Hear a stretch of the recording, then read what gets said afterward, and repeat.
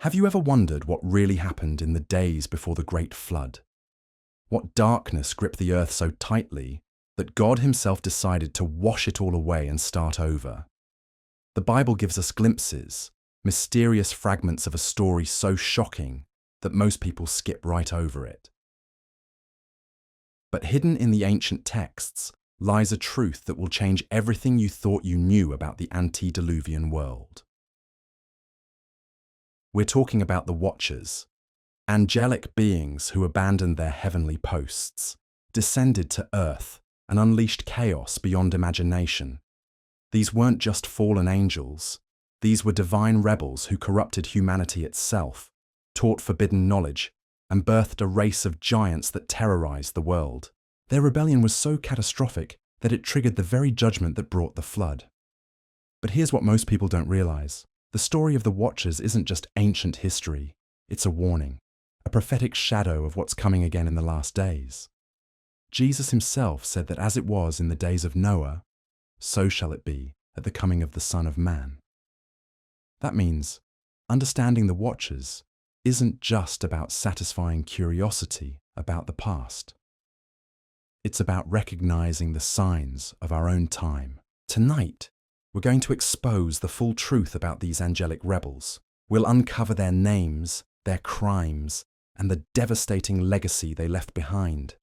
We'll explore the forbidden knowledge they shared with humanity and discover why their influence still echoes through our world today. Trust me, by the end of this journey, you'll never read Genesis chapter 6 the same way again. If you're ready to dive deep into one of the most controversial and mysterious chapters in biblical history, drop a 777 in the comments below and make sure you're subscribed, because this is going to be a multi-part series that will challenge everything you think you know about angels, demons, and the spiritual war that's been raging since the beginning of time.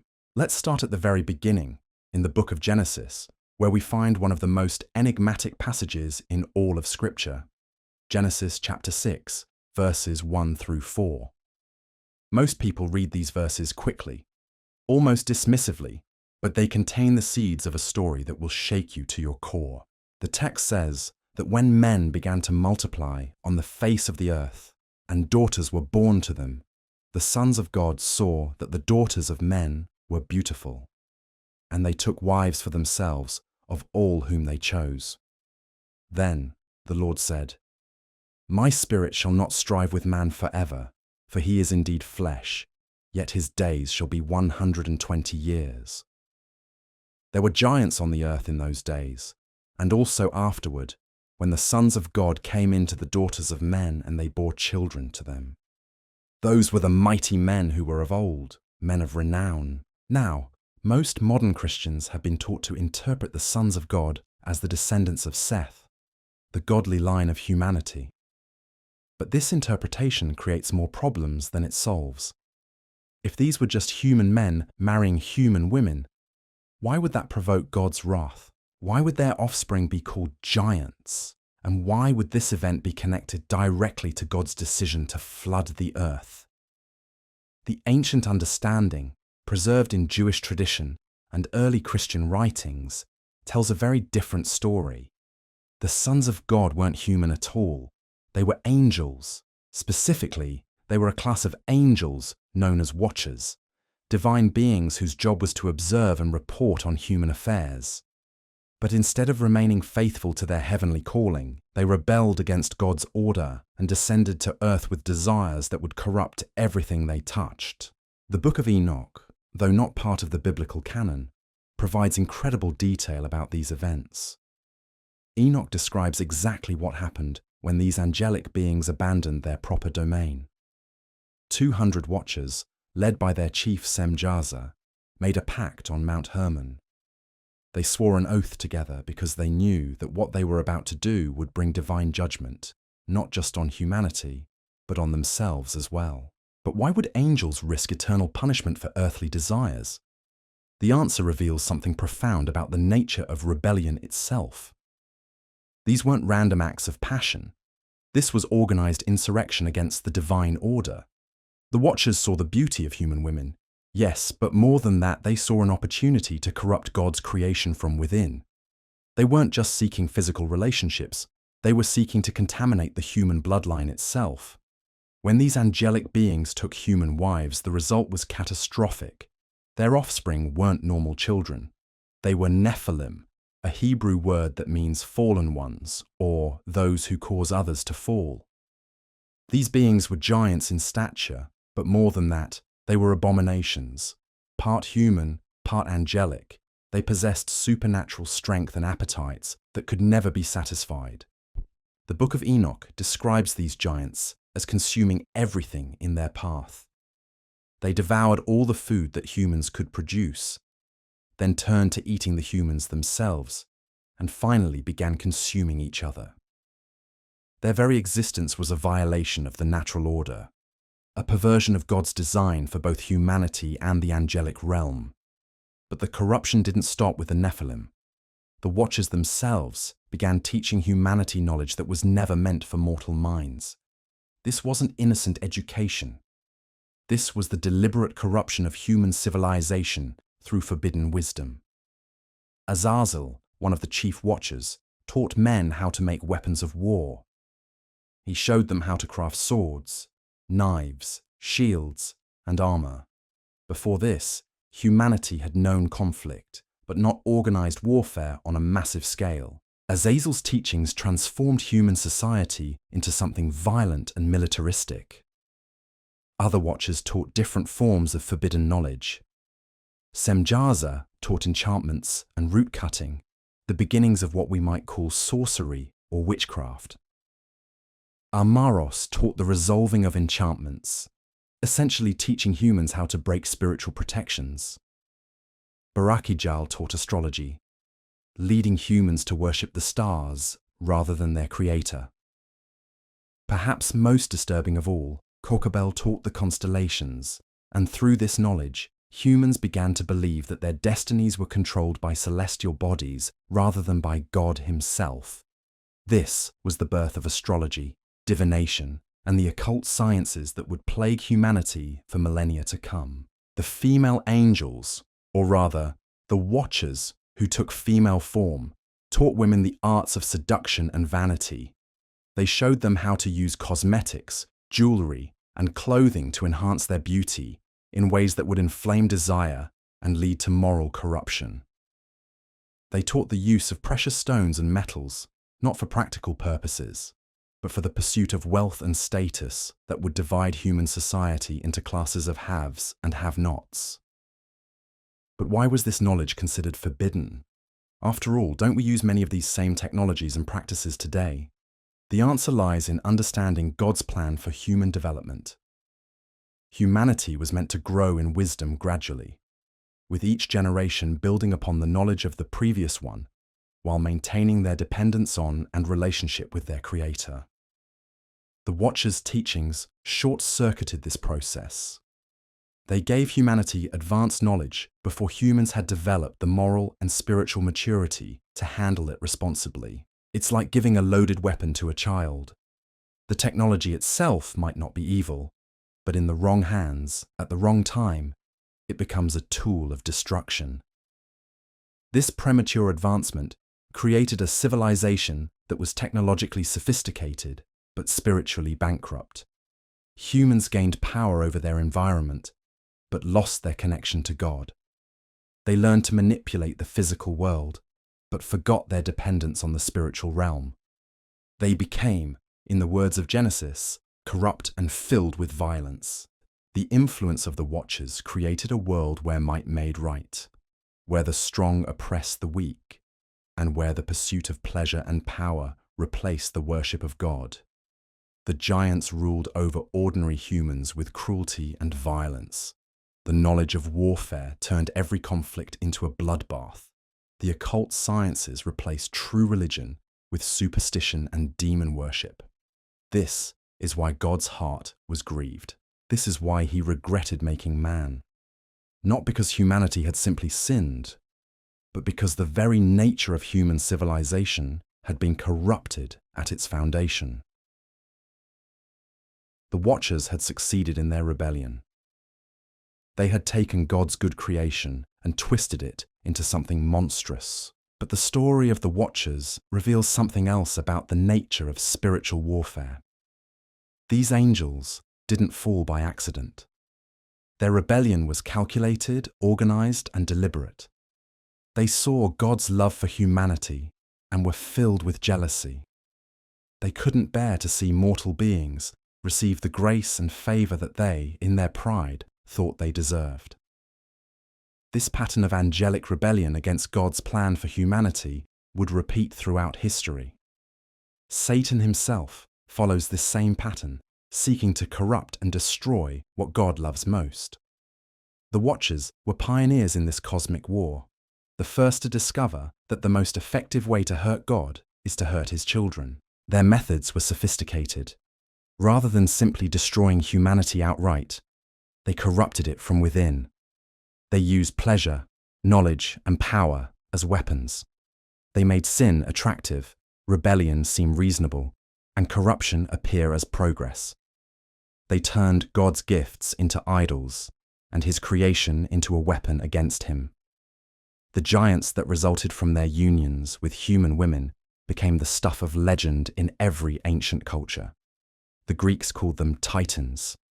The Romans knew them as the old gods who ruled before Jupiter and his pantheon. The Mesopotamians remembered them as the Anunnaki, divine beings who came from heaven to rule the earth. These weren't just myths and legends. They were cultural memories of real events, distorted and mythologized over time, but rooted in the actual history of the antediluvian world. Every ancient culture has stories of giants, of gods who mated with humans, of a golden age that ended in catastrophe. These stories are echoes of the time when the Watchers walked the earth. But here's where the story becomes even more disturbing. The corruption didn't end with the flood. Genesis 6 verse 4 tells us that there were giants on the earth in those days, and also afterward. The phrase, "and also afterward," indicates that somehow the influence of the Watchers survived the deluge that was meant to cleanse the earth of their corruption. How is this possible? How could the genetic corruption of the Watchers survive a flood that destroyed every living thing except those on Noah's Ark? This question leads us into some of the deepest mysteries of biblical history and prophecy. It forces us to consider possibilities that challenge our comfortable assumptions about the spiritual realm and its interaction with our physical world. The ancient texts suggest several possibilities. Some scholars believe that the Watchers themselves, being spiritual beings, survived the flood, even though their physical offspring perished. Others point to evidence that the corruption may have entered Noah's family line through his daughters-in-law, who were not necessarily from the pure Sethite lineage. Still others suggest that the Watchers, having learned how to manipulate human genetics once, simply repeated their crimes after the flood, creating new generations of giants and hybrid beings. This would explain why the Israelites encountered giants like Goliath and his brothers thousands of years after the flood supposedly cleansed the earth of such abominations. But perhaps most disturbing of all is the possibility that the Watchers discovered how to preserve their corrupted genetics in other ways, through bloodlines that survived the flood or through spiritual means that we don't fully understand. This would mean that their influence has continued throughout human history, hidden but persistent, waiting for the right moment to manifest again.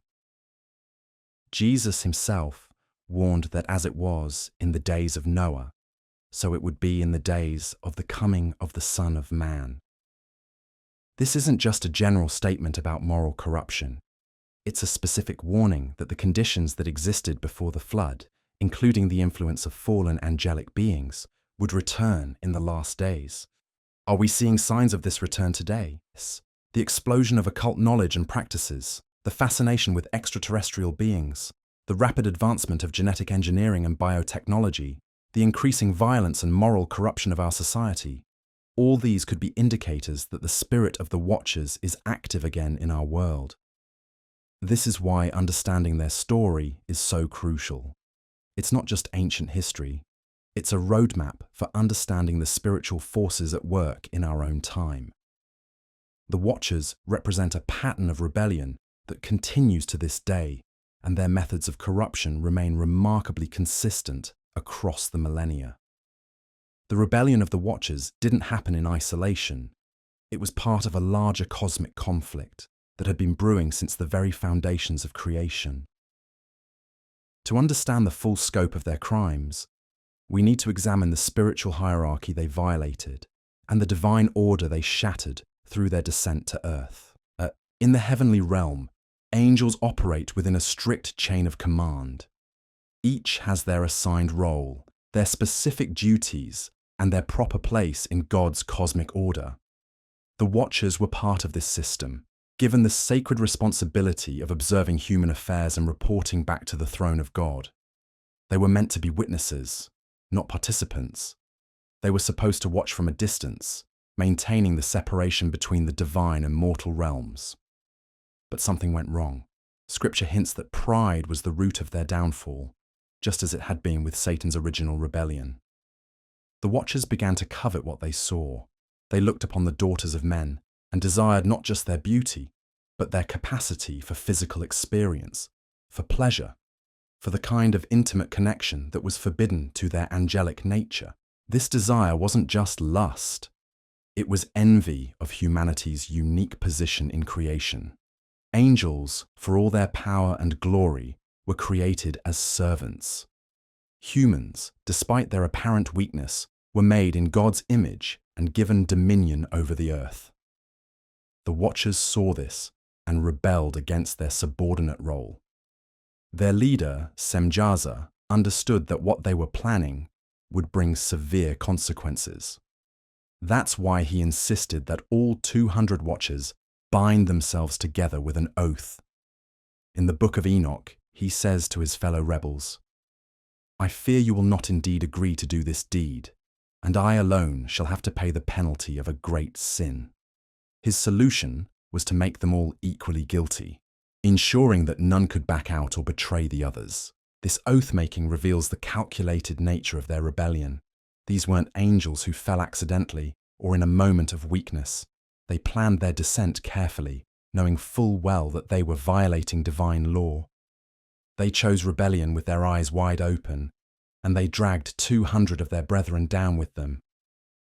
The location they chose for their oath is significant. Mount Hermon, which means devoted to destruction, sits at the northern border of the Promised Land. It's a place that would later become associated with pagan worship and demonic activity throughout biblical history. The fact that the Watchers chose this mountain as their gathering place suggests they understood the spiritual significance of what they were doing. When they finally descended, their arrival on Earth marked a turning point in human history. The ancient world was never the same. These beings brought with them not just forbidden knowledge, but a different way of thinking about reality itself. They introduced concepts that would poison human understanding for generations to come. One of the most devastating teachings was the idea that humans could become like gods through the acquisition of secret knowledge. This was the same lie that Satan had used to tempt Eve in the Garden of Eden. But now it was being taught systematically by angelic beings who possessed actual supernatural power. They could perform miracles, manipulate natural forces, and demonstrate abilities that seemed to prove their claims. The humans who received this knowledge became the first occultists, the original practitioners of what we now call the mystery religions. They learned to call upon spiritual forces, to manipulate energies they didn't understand, and to seek power through means that bypassed dependence on God. This wasn't just education. It was indoctrination into a worldview that placed created beings above their creator.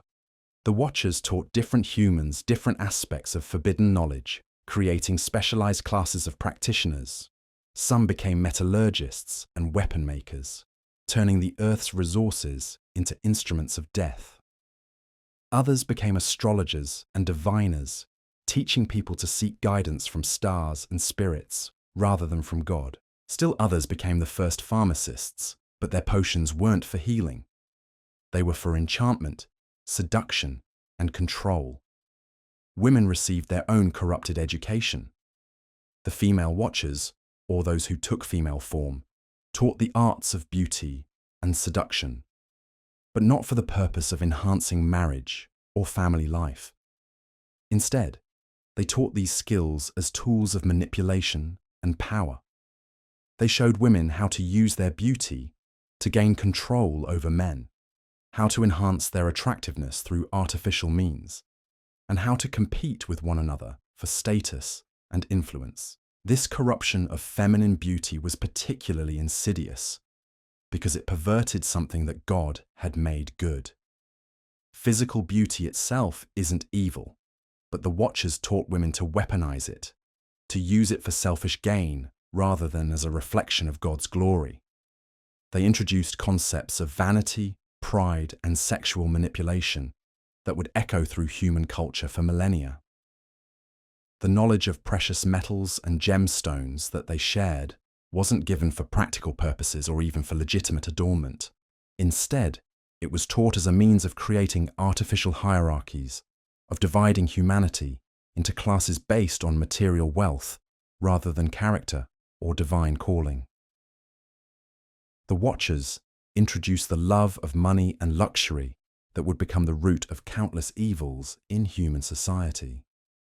But perhaps their most devastating teaching was the corruption of human sexuality itself. The unions between Watchers and human women weren't just violations of natural law. They were perversions of the sacred act of marriage that God had designed to reflect the relationship between himself and his people. These relationships were based on lust, power, and rebellion, rather than love, commitment, and divine blessing. The offspring of these unions, the Nephilim, embodied this corruption in their very beings. They were living violations of God's design, creatures that shouldn't have existed, beings that represented the merger of two realms that were meant to remain separate. Their existence was an affront to the divine order, and their behavior reflected their corrupted nature.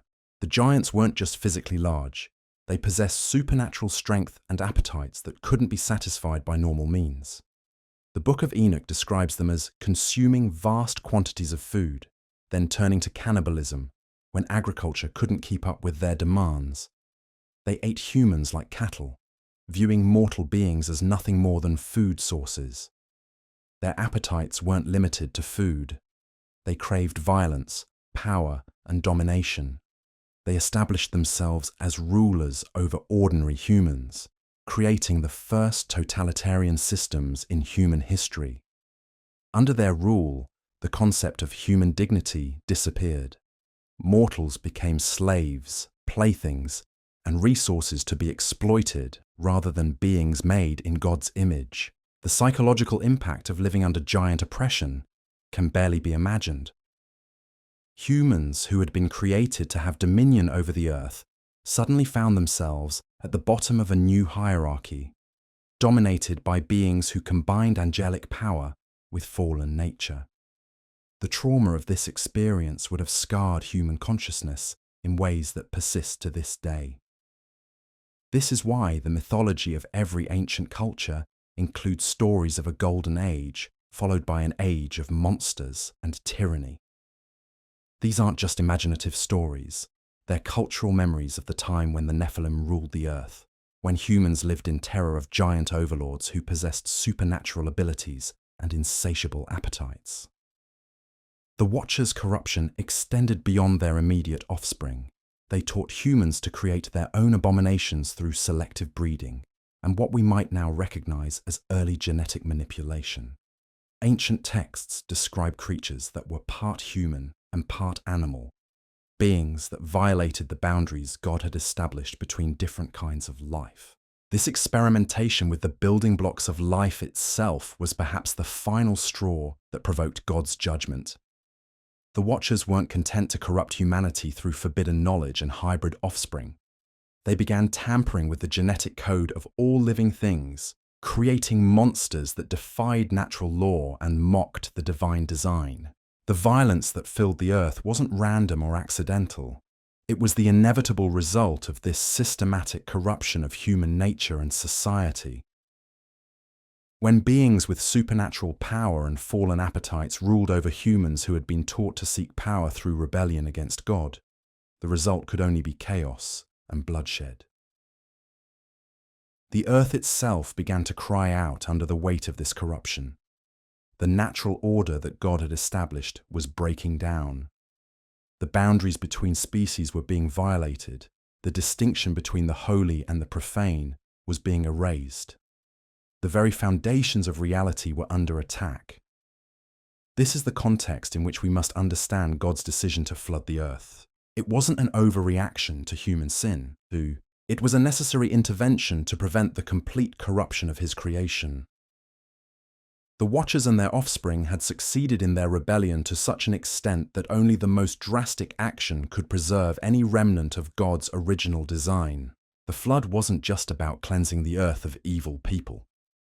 It was about stopping a process of corruption that threatened to make redemption impossible. If the Watchers had been allowed to continue their work, if the giants had been permitted to establish their reign permanently, if the genetic pollution of all life had proceeded unchecked, there would have been nothing left to save.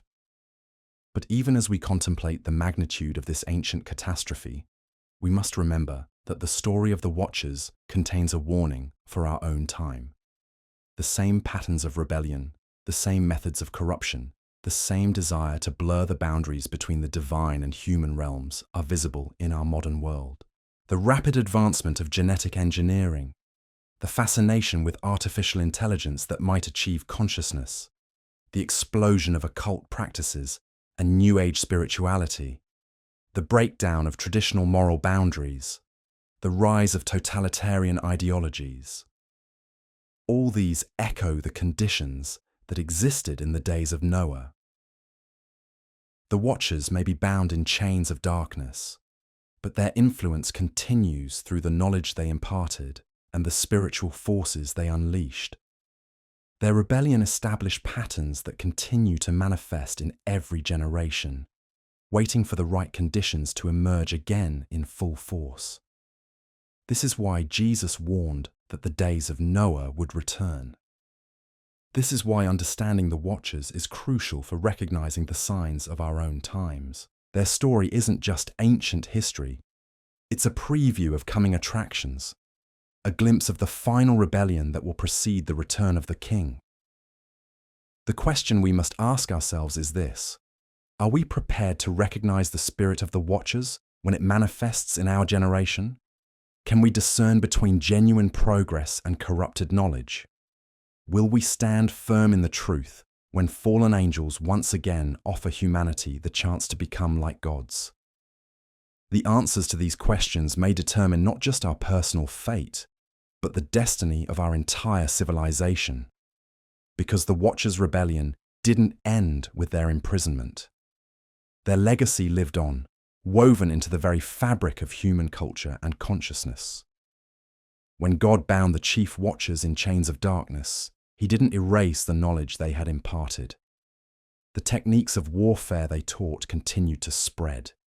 The occult practices they introduced became the foundation of mystery religions that would plague humanity for millennia. The genetic corruption they introduced found ways to survive and resurface.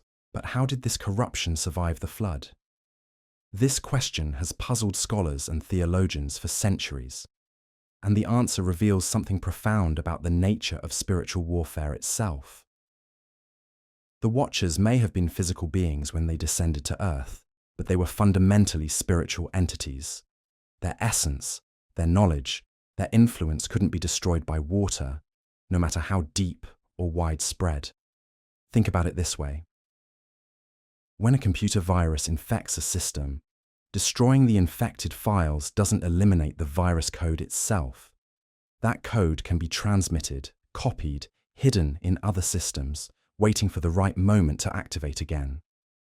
The spiritual corruption introduced by the Watchers operated on similar principles. Some of this corruption may have survived through Noah's family line itself. While Noah was righteous in his generation, the text tells us he was perfect in his generations, meaning his genetic line was pure. But what about his sons' wives? The Bible doesn't tell us their lineage. Could one of them have carried the tainted bloodline that would reintroduce the giant gene into the post-flood world? This isn't idle speculation. The appearance of giants after the flood, mentioned throughout the Old Testament, suggests that somehow the Nephilim genetics survived the deluge. When the Israelites entered the Promised Land, they encountered the Anakim, descendants of the giants. Goliath and his brothers were clearly more than ordinary men. The sons of Anak struck fear into the hearts of the Hebrew spies who scouted the land. But the survival of giant genetics was just one aspect of the Watchers' enduring influence. Their forbidden knowledge had been passed down through human bloodlines and cultural traditions. The metallurgy they taught became the foundation of increasingly sophisticated weapons technology. The astronomical knowledge they shared evolved into complex systems of astrology and divination that promised to reveal the future and control destiny. The magical practices they introduced spread throughout the ancient world, adapted and modified by different cultures but retaining their essential character. Egypt became famous for its sorcerers and magicians. Babylon developed elaborate systems of divination and demon worship. Canaan was filled with practitioners of witchcraft and child sacrifice. All of these practices could trace their origins back to the teachings of the Watchers. Even more insidious was the philosophical corruption they introduced. The idea that humans could become gods through secret knowledge became the driving force behind every mystery religion and occult system. From the ancient Egyptian mysteries to the Greek philosophical schools, from the Roman mystery cults to the medieval alchemists, the same basic promise echoed through history: transcendence through hidden wisdom. This wasn't just intellectual curiosity. This was spiritual rebellion packaged as enlightenment. The Watchers had taught humanity to see God not as a loving father to be trusted and obeyed, but as a jealous tyrant who wanted to keep humans ignorant and powerless. They introduced the lie that true wisdom came from rebelling against divine authority, that real power could only be gained by breaking divine law. The appeal of this message was intoxicating. Who wouldn't want to become godlike? Who wouldn't want to possess secret wisdom that elevated them above the common masses? The Watchers had discovered the perfect bait for human pride, and they used it to lure generation after generation into spiritual bondage. The corruption spread through human culture like a virus, adapting to new circumstances but retaining its essential character. When the Roman Empire fell, the mystery religions didn't disappear. They went underground, preserving their knowledge in secret societies and esoteric traditions. When Christianity spread throughout Europe, these occult practices didn't vanish. They disguised themselves as folk traditions, heretical sects, and philosophical movements. The Renaissance saw a revival of interest in ancient magical texts and practices. Scholars translated works attributed to Hermes Trismegistus, studied the Kabbalah, and experimented with alchemy and astrology. They thought they were rediscovering lost wisdom, but they were actually reconnecting with knowledge that traced back to the Watchers themselves. The Enlightenment promised to free humanity from superstition through reason and science, but it also gave birth to new forms of occultism and spiritual rebellion. Secret societies like the Freemasons and the Illuminati claimed to possess ancient wisdom that could transform both individuals and society. The same promise that the Watchers had made in the antediluvian world was being offered again: transcendence through hidden knowledge. The modern age has seen an explosion of interest in supernatural phenomena, alien encounters, and consciousness expansion. New Age spirituality promises that humans are evolving into higher beings, that we're on the verge of a great awakening that will transform our species. Transhumanists dream of merging human consciousness with artificial intelligence, of uploading minds to computers, of achieving immortality through technology. These may seem like new ideas, but they're actually ancient ones in modern dress. The desire to transcend human limitations, to become more than mortal, to achieve godlike power and knowledge, These are the same temptations that the Watchers used to corrupt the antediluvian world. The methods may be different, but the underlying rebellion remains the same. Even more disturbing is the way modern genetic engineering echoes the Watchers' ancient crimes. Scientists today routinely create hybrid organisms, mixing the genetic material of different species in ways that would have been impossible just decades ago. They're developing techniques to modify human genetics, to enhance human capabilities, to blur the lines between natural and artificial life. The justifications are always noble. We're fighting disease, extending life, improving human potential. But the underlying assumption is the same one that drove the Watchers, that the natural order can and should be improved upon, that the boundaries God established can and should be crossed, that human wisdom is sufficient to guide these transformations safely. This isn't to say that all scientific advancement is evil, or that medical research should be abandoned. But we must recognize the spiritual dimensions of what we're doing. When we begin to manipulate the fundamental building blocks of life, when we start to blur the boundaries between human and non-human, when we seek to transcend the limitations of our created nature, we're walking down a path that has been traveled before. The Watchers' rebellion succeeded because they understood human nature better than humans understood themselves. They knew that the desire for knowledge, power, and transcendence could be used to overcome moral reservations and spiritual warnings. They offered their victims exactly what they wanted most: the chance to become something more than human. The same temptations are being offered today, packaged in scientific terminology and technological possibilities. We're told that we're on the verge of the next phase of human evolution, that we can and should enhance our species through genetic manipulation, cybernetic implants, and consciousness uploading. We're promised that death itself will soon be conquered, that aging will become optional, that the limitations of physical existence will be transcended. These promises sound wonderful, but they're based on the same lie that the Watchers told in the beginning: that God's design for humanity is flawed and can be improved upon, that the boundaries he established are arbitrary restrictions rather than protective guidelines, that true fulfillment comes from rebelling against our created nature rather than embracing it. The spiritual warfare that began with the Watchers' rebellion continues today, fought on new battlefields with new weapons, but following the same basic strategy.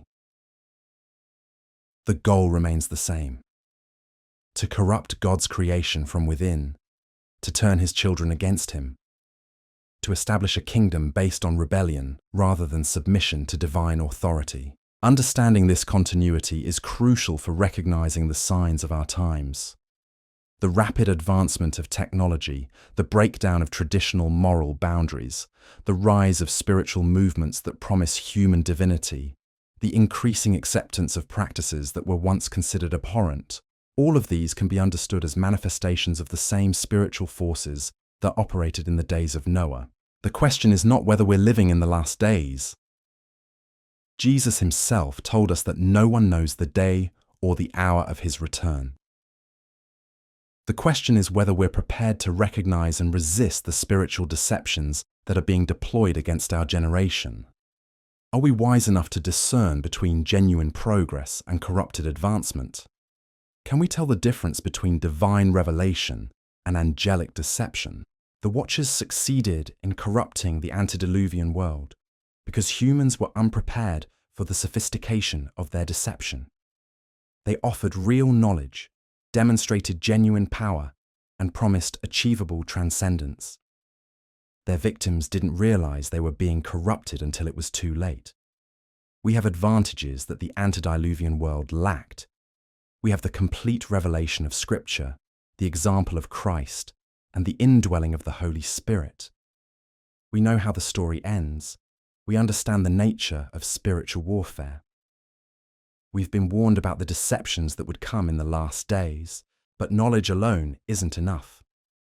The Watchers' victims had access to divine revelation through Enoch and other prophets, but they chose to ignore those warnings in favor of more appealing alternatives. We face the same choice today. Will we hold fast to the truth even when lies are more attractive? Will we remain faithful to God's design even when alternatives seem more promising? The stakes couldn't be higher. The Watchers' rebellion led to the corruption of all flesh and the judgment of the flood. If their influence is indeed returning in our generation, if the conditions that existed in Noah's day are being recreated in our time, then we may be approaching another moment of divine intervention on a global scale. But this time, the intervention won't be a flood. This time, it will be the return of the King himself, coming not to judge the world through natural disaster, but to establish his kingdom through supernatural power. The question is, will we be found faithful when that day comes? Will we be among those who recognize the signs and prepare accordingly? Or will we be caught up in the deceptions that are even now being prepared for the final rebellion? The story of the Watchers is ultimately a story about choices. They chose rebellion over obedience, corruption over purity, temporary pleasure over eternal purpose.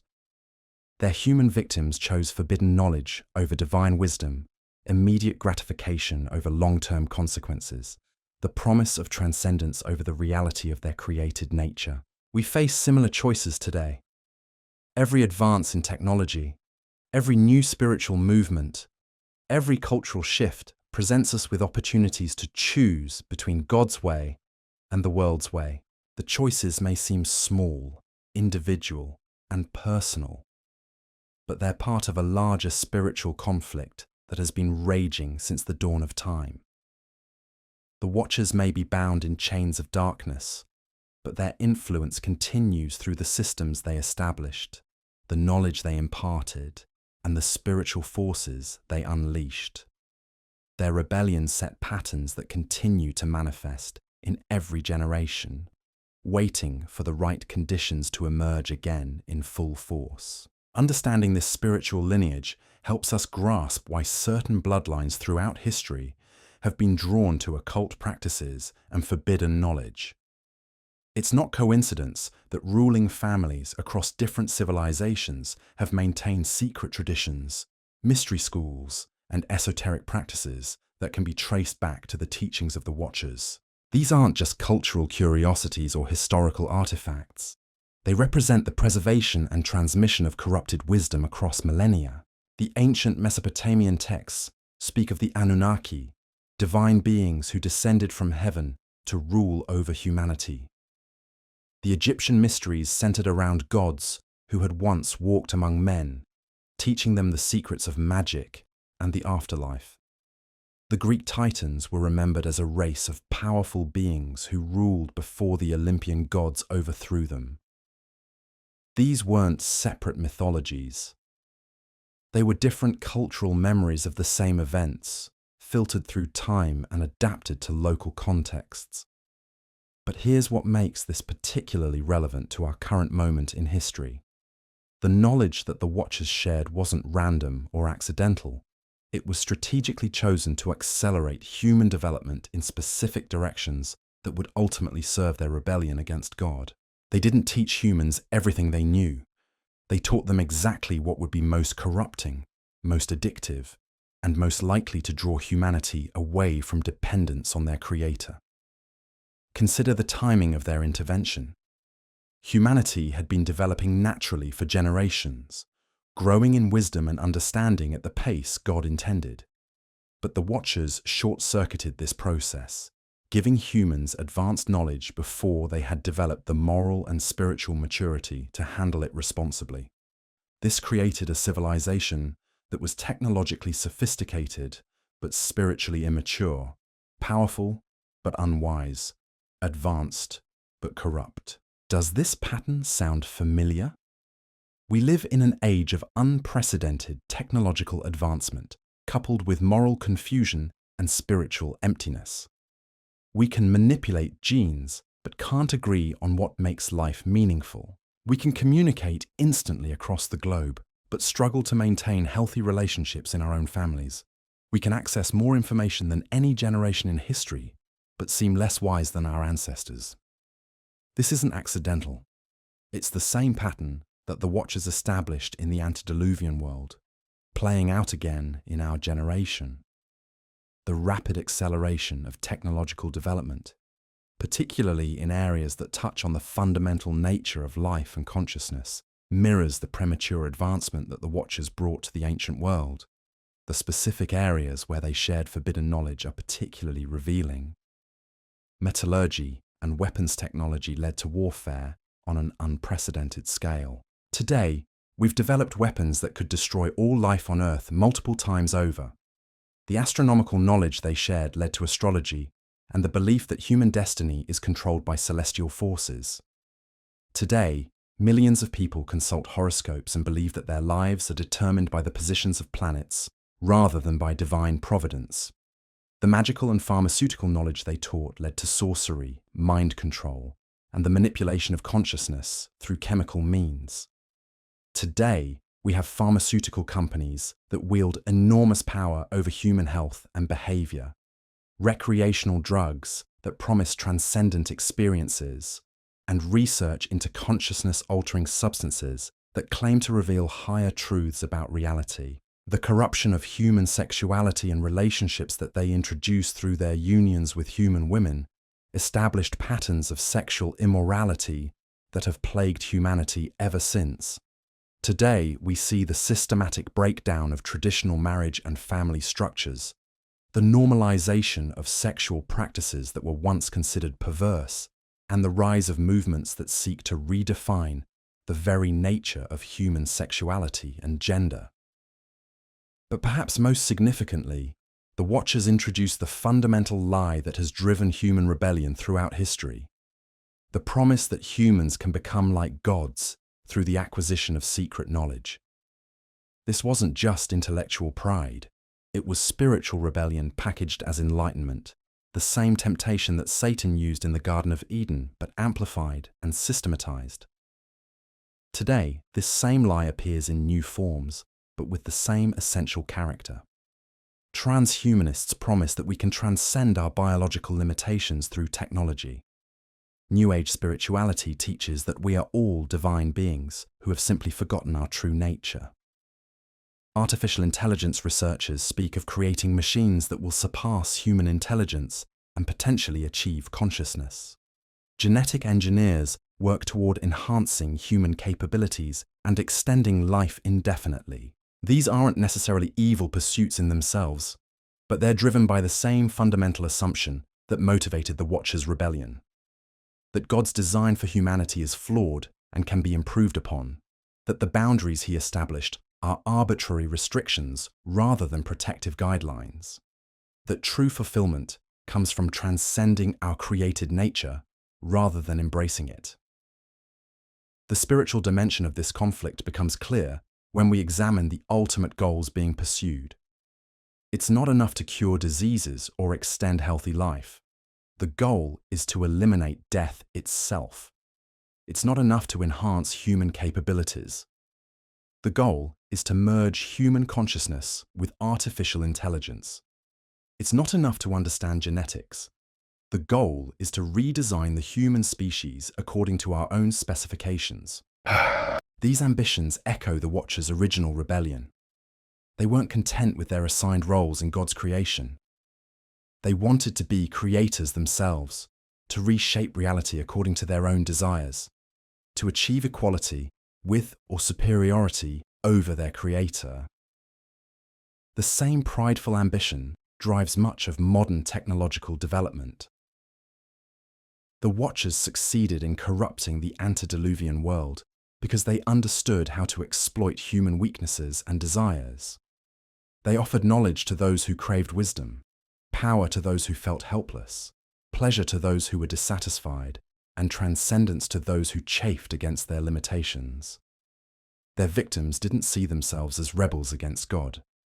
They saw themselves as pioneers, explorers, enlightened beings who were brave enough to embrace new possibilities. The same dynamics are at work today. The scientists working on consciousness uploading don't see themselves as rebelling against God. They see themselves as solving the problem of death. The researchers developing genetic enhancements don't think they're corrupting humanity.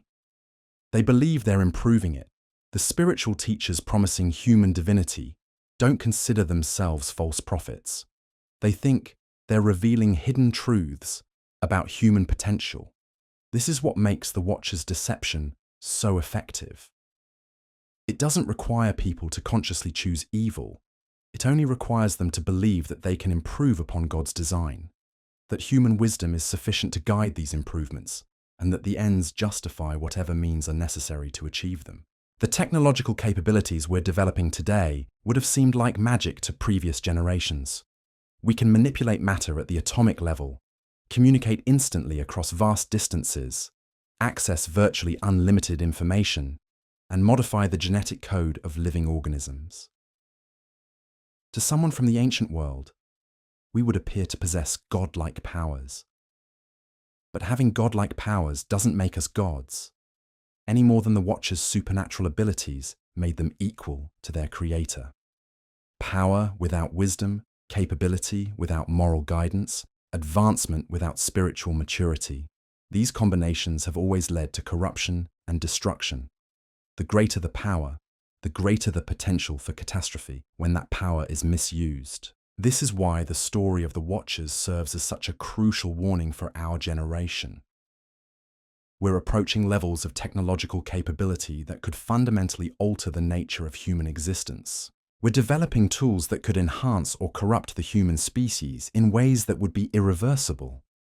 We're opening doors that, once opened, might not be able to be closed again. The choices we make in the next few decades could determine the trajectory of human civilization for generations to come. Will we use our advancing capabilities to serve God's purposes and bless humanity? Or will we follow the path of the Watchers, using our knowledge and power to rebel against divine authority and reshape creation according to our own fallen desires? The spiritual forces that influence the Watchers' rebellion are still active in our world today. They're still offering the same basic bargain: knowledge for obedience, power for submission, transcendence for faithfulness.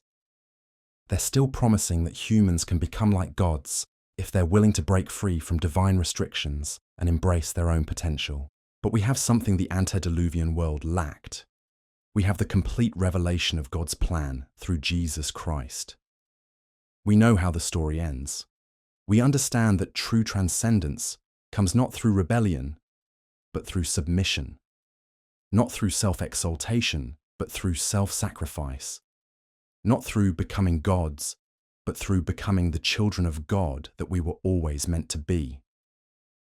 The question is whether we'll choose to believe this truth, or whether we'll be seduced by the same lies that corrupted the world before the flood. The Watchers may be bound in chains of darkness, but their influence continues through the knowledge they imparted, the systems they established, and the spiritual forces they unleashed. Every generation faces this choice anew. Every individual must decide whether to trust God's design or seek to improve upon it, whether to accept divine authority or rebel against it, whether to find fulfillment within created boundaries or seek transcendence by breaking them. The stakes couldn't be higher, because the pattern established by the Watchers doesn't just lead to individual corruption. It leads to societal breakdown, to the systematic violation of divine order, and ultimately to judgment. The flood that destroyed the antediluvian world wasn't arbitrary divine anger. It was the inevitable consequence of allowing corruption to proceed unchecked until it threatened the very foundations of creation itself. Jesus warned that the conditions of Noah's day would return before his second coming. If we're living in that time of return, if the influence of the Watchers is indeed manifesting again in our generation, then we may be approaching another moment of divine intervention. But this time, the intervention won't be a flood to destroy the corrupt civilization. This time, It will be the return of the King to establish his perfect kingdom. The question that should keep us awake at night is this: when that day comes, will we be found faithful? Will we be among those who recognize the deceptions of our age and chose to follow God's way instead? Or will we be caught up in the final rebellion, seduced by the same promises that corrupted the world before the flood? The choice is ours, but the time to make it is running out. The spiritual battle that began with the Watchers' rebellion is approaching its climax, and every one of us will be called to choose sides. The question isn't whether we're powerful enough to resist the coming deception. The question is whether we're wise enough to recognize it and humble enough to seek divine help in overcoming it. Because in the end, the story of the Watchers isn't just about ancient history or future prophecy. It's about the choice that faces every human being in every generation. Will we trust God's design for our lives, or will we seek to become gods ourselves? Will we find our identity in being His children, or will we chase the illusion of divine equality? Will we be content with the glory He's given us as His image bearers, or will we grasp for the glory that belongs to Him alone? The Watchers made their choice, and it led to their eternal imprisonment. Their human victims made their choice, and it led to the destruction of their civilization. Now it's our turn to choose, and the consequences of our decision will echo through eternity. But here's the hope that the antediluvian world didn't have. We don't have to face this choice alone. We have the Spirit of God dwelling within us, the Word of God to guide us, and the example of Jesus Christ to follow. We have the promise that greater is He who is in us than he who is in the world. We have the assurance that no weapon formed against us will prosper, and that all things work together for good for those who love God and are called according to His purpose. The Watchers may have been powerful, but they were created beings rebelling against their Creator. Their doom was sealed from the moment they chose rebellion over obedience. The spiritual forces they unleashed may seem overwhelming, but they're already defeated enemies, bound by divine decree and awaiting final judgment. Our job isn't to defeat these forces in our own strength. Our job is to recognize their influence, resist their deceptions, and remain faithful to the God who has already won the victory. The battle may be intense, but the outcome is certain. The kingdom of God will triumph. The rebellion will be crushed, and those who choose to stand with the King will share in His eternal victory. The story of the Watchers reminds us that the spiritual realm is real, that the choices we make have eternal consequences, and that the conflict between good and evil will continue until Christ returns to establish His perfect kingdom. But it also reminds us that God is sovereign, that His purposes cannot be thwarted, and that those who trust in Him will never be put to shame. So as we watch the signs of the times unfold, as we see ancient patterns repeating in modern forms, as we witness the acceleration of technological development and moral confusion that characterize the days of Noah, let us remember that we've been warned, we've been prepared, and we've been equipped for such a time as this. The Watchers thought they could overthrow God's order and establish their own kingdom. They failed then, and their spiritual descendants will fail again. The question isn't whether God will triumph. The question is whether we'll be found on His side when the final victory comes. The patterns we've been exploring aren't just historical curiosities or theological abstractions. They're playing out right now in ways that should make every believer sit up and take notice. Because when Jesus said that as it was in the days of Noah, so it would be at the coming of the Son of Man, He wasn't speaking in generalities. He was giving us a specific prophetic marker to watch for. And that marker is becoming clearer every single day. Think about what's happening in our world right now. We're living through the most rapid technological advancement in human history. Scientists are literally rewriting the genetic code of living organisms.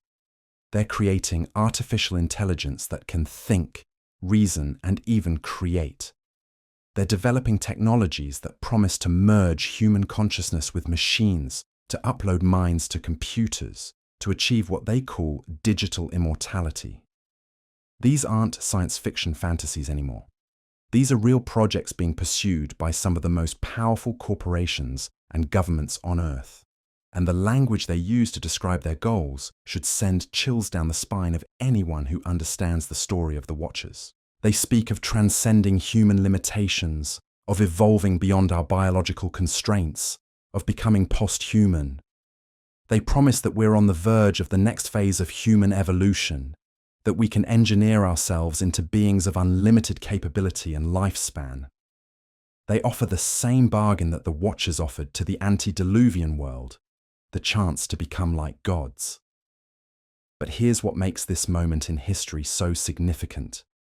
The knowledge and capabilities we're developing today directly parallel the forbidden wisdom that the Watchers shared with humanity before the flood. It's not just similar. It's the same knowledge, the same ambitions, the same fundamental rebellion against God's design for creation. Consider genetic engineering.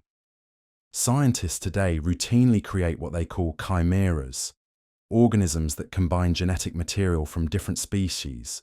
They're mixing human genes with animal genes, creating creatures that blur the boundaries between different kinds of life. They justify this by saying it's for medical research, for developing new treatments, for advancing human knowledge. But doesn't this sound familiar?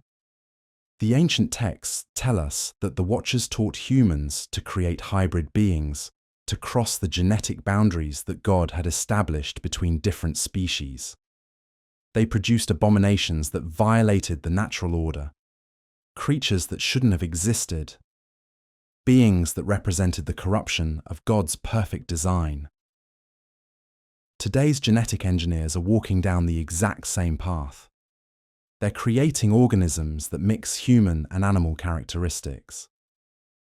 They're developing techniques to enhance human genetics, to add capabilities that weren't part of our original design. They're even working on ways to extend human lifespan indefinitely, to overcome the mortality that God imposed after the fall. The parallels with the Watchers' rebellion are so precise that it can't be coincidental. The same prideful ambition that drove those fallen angels to corrupt the antediluvian world is driving modern scientists to reshape creation according to their own specifications. And it's not just happening in laboratories. The influence is spreading throughout our culture, changing the way people think about human nature, about the meaning of life, about our relationship with the divine. We're seeing the rise of movements that explicitly reject the idea that humans were created by God with a specific nature and purpose. Instead, they teach that we are our own creators, that we can redefine ourselves however we choose, that there are no fixed boundaries or limitations that we must accept. Gender, they say, is a social construct that can be changed at will. Death is a disease that can be cured through technology. Consciousness is just information processing that can be replicated in machines. These ideas aren't coming from nowhere. They're the logical extension of the fundamental lie that the Watchers introduced into human consciousness. That God's design for creation is flawed and can be improved upon. That the boundaries he established are arbitrary restrictions rather than protective guidelines. That true fulfillment comes from rebelling against our created nature rather than embracing it. The spiritual dimension of this rebellion becomes even clearer when we look at the religious and philosophical movements that are gaining influence in our time. New Age spirituality promises that humans are divine beings who have simply forgotten their true nature. Eastern mysticism teaches that the goal of spiritual development is to realize that we are one with the universe, that the distinction between creator and creation is an illusion. Even within Christianity, we see the rise of teachings that blur the line between human and divine. Some prosperity preachers tell their followers that they are little gods, that they have the power to speak things into existence, that faith is a force they can use to manipulate reality according to their desires. These aren't minor theological disagreements. These are fundamental challenges to the biblical understanding of who God is and who we are in relation to Him. They represent the same spiritual rebellion that drove the Watchers to abandon their proper place in creation and seek equality with their Creator. But perhaps the most disturbing parallel with the days of Noah is the way our culture has embraced practices that were once considered abhorrent. The Watchers corrupted human sexuality through their unnatural unions with mortal women. Today, we see the systematic breakdown of biblical standards for marriage and sexuality, the normalization of relationships that violate God's design, and the celebration of behaviors that previous generations recognized as destructive. The giants that resulted from the Watchers' unions were characterized by insatiable appetites and violent behavior. They consumed everything in their path, showed no restraint or moral boundaries, and eventually turned to cannibalism when other food sources were exhausted. Does this remind you of anything in our current culture? We live in a society obsessed with consumption, where people are never satisfied with what they have, where the pursuit of pleasure and material gain has replaced moral consideration and spiritual purpose. Violence fills our entertainment, our news, our daily lives. The strong oppress the weak without conscience. Children are sacrificed for convenience through abortion. The elderly are disposed of when they become burdensome. The corruption that the Watchers introduced into human society isn't just returning. It's being celebrated as progress, as liberation, as the next phase of human evolution. What God calls abomination, our culture calls diversity. What Scripture condemns as rebellion, our world praises as enlightenment. And this brings us to perhaps the most chilling aspect of our current situation. The antediluvian world didn't recognize its corruption until it was too late. The people of Noah's day thought they were advancing, evolving, becoming more than their ancestors had ever been. They didn't see themselves as rebels against God. They saw themselves as pioneers exploring new frontiers of knowledge and experience. The same blindness affects our generation. The scientists working to merge human consciousness with artificial intelligence don't think they're playing God. They think they're solving the problem of mortality. The genetic engineers creating hybrid organisms don't see themselves as violating divine order. They believe they're advancing medical science. The spiritual teachers promising human divinity don't consider themselves deceivers.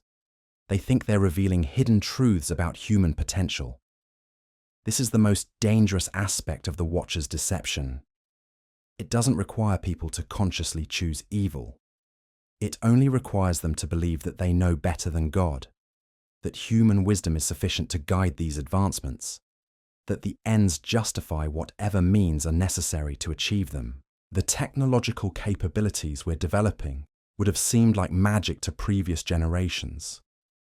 We can manipulate matter at the molecular level, communicate instantly across the globe, access virtually unlimited information, and modify the building blocks of life itself.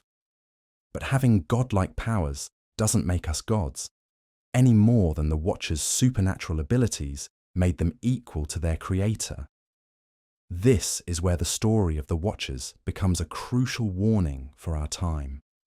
They possessed incredible knowledge and power, but they lacked the wisdom and authority to use it properly. Their rebellion led not to transcendence, but to corruption, not to enlightenment, but to darkness, not to liberation, but to bondage. The same pattern is playing out in our generation. We're gaining unprecedented power over the natural world, but we're losing touch with the moral and spiritual principles that should guide the use of that power. We're becoming technologically sophisticated, but spiritually impoverished, scientifically advanced, but morally confused. The acceleration of this process should alarm anyone who understands biblical prophecy. Jesus warned that the end times would be characterized by a great deception, so convincing that even the elect would be in danger of being misled if it were possible. Could the return of Watcher-like influence be part of that final deception?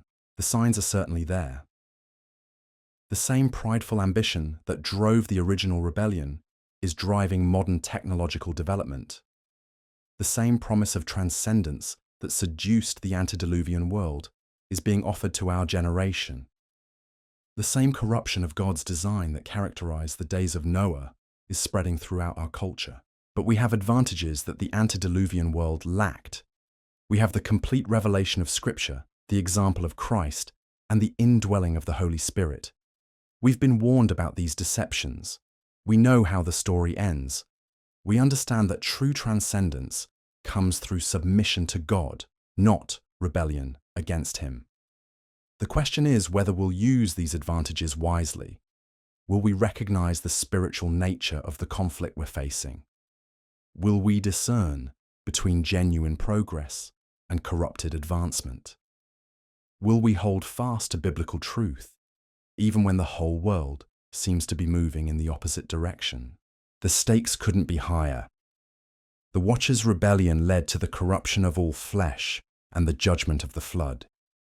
If their influence is indeed returning in our generation, if we're approaching the conditions that Jesus said would characterize the end times, then we may be living in the final moments before His return. This isn't cause for panic, but it should be cause for urgency. Every day that passes brings us closer to the climax of human history. Every new technological development, every cultural shift, every spiritual deception could be part of the final preparation for the greatest rebellion the world has ever seen. The book of Revelation tells us that in the last days, Satan will be released from his prison to deceive the nations and gather them for the final battle against God. Could the spiritual forces that influence the Watchers' rebellion be part of that end times deception? Could the knowledge and capabilities we're developing be tools that will be used in that final conflict? These aren't idle speculations. They're urgent questions that every believer should be considering as we watch current events unfold. The patterns established by the Watchers are repeating in our time with frightening precision. The same temptations, the same promises, the same fundamental rebellion against divine authority are being offered to our generation in new forms, but with the same essential character.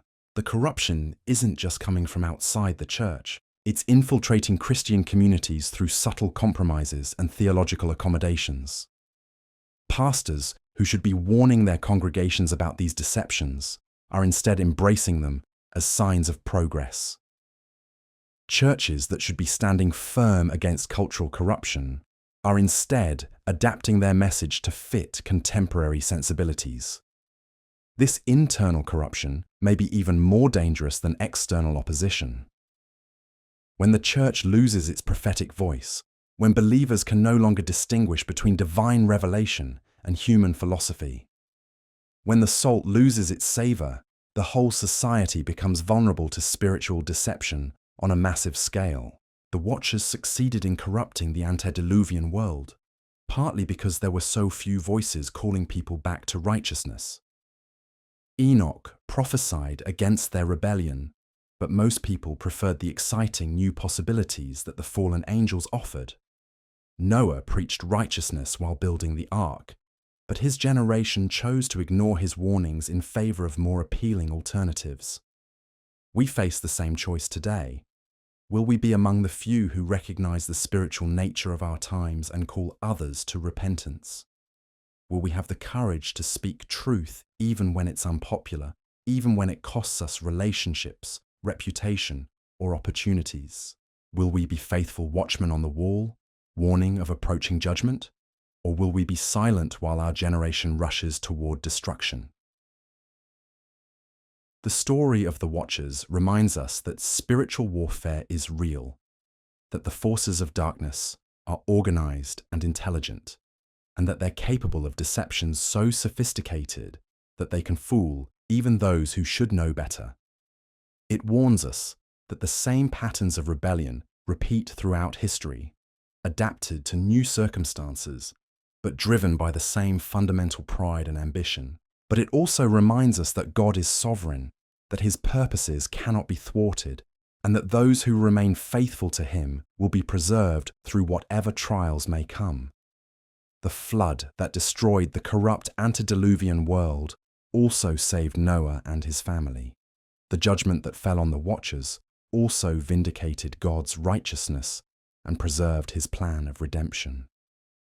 The same God who judged the ancient world will judge our generation if we follow the same path of rebellion. But he will also preserve his faithful remnant, just as he always has. The question isn't whether God will triumph over the forces of darkness. The question is whether we'll be found standing with him when that triumph comes. The signs of the times are multiplying. The patterns established by the watchers are manifesting with increasing clarity.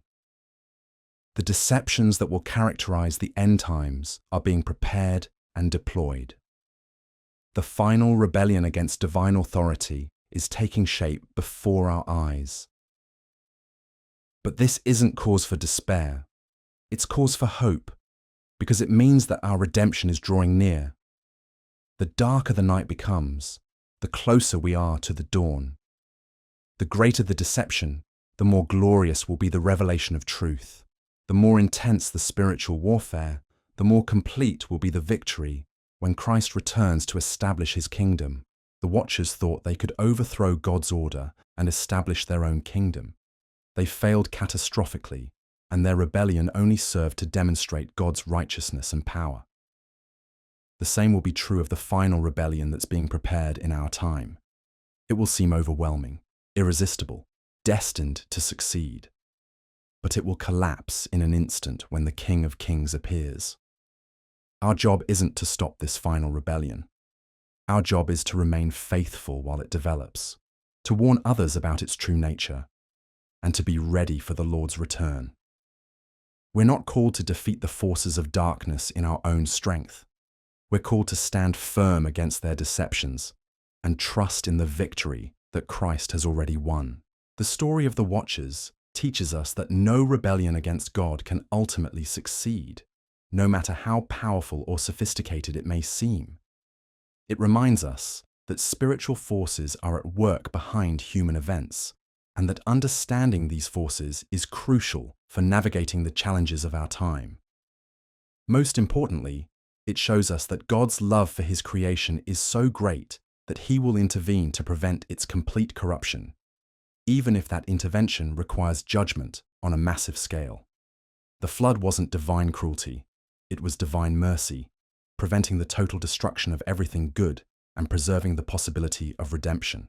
If we're indeed living in the days that Jesus compared to the time of Noah, then we should expect to see similar divine intervention in our future. But this time, the intervention won't be a flood to destroy the corrupt civilization. This time, it will be the return of the Savior to rescue his people and establish perfect justice. The Watchers may have corrupted the ancient world, but they couldn't prevent God's plan of salvation. Their modern spiritual descendants may succeed in deceiving many in our generation, but they cannot thwart God's ultimate purposes. The same power that raised Jesus from the dead, that bound the Watchers in chains of darkness, that preserved Noah through the flood, is still at work in our world today. That's the hope we hold on to as we watch the signs of the times unfold. That's the confidence that sustains us as we see ancient patterns of rebellion repeating in new forms. That's the assurance that enables us to stand firm against deceptions that might otherwise overwhelm us. The Watchers' story isn't finished yet. Their final chapter will be written when Christ returns and every knee bows before him. Until that day, their influence continues through the systems they established, the knowledge they corrupted, and the spiritual forces they unleashed. But their doom is certain, their defeat is guaranteed, and their time is running out. The question that remains is this: when that final chapter is written, when the books are opened and every secret thing is revealed, when the rebellion that began with the Watchers reaches its climax and meets its end, will we be found faithful? Will we be among those who recognize the deceptions of our age and chose to follow the narrow path? Will we hear the words, "Well done, good and faithful servant"? Or will we be among those who were swept away by the flood of end-times deception? The choice is ours, but the time to make it is growing short. The spiritual battle that began with the Watchers' rebellion is approaching its final phase, and every one of us will be called to choose sides. The question isn't whether we're strong enough to resist the coming deception on our own. The question is whether we're wise enough to recognize our need for divine help and humble enough to seek it. Because in the end, that's what the story of the Watchers is really about. It's about the choice between pride and humility, between rebellion and submission, between trusting in our own wisdom and trusting in God's. The Watchers chose pride, rebellion, and self-reliance, and it led to their eternal imprisonment. We can choose differently, but only if we learn from their example and walk in the opposite spirit. The days of Noah are returning, but so is the Son of Man. The corruption is spreading, but so is the kingdom of God.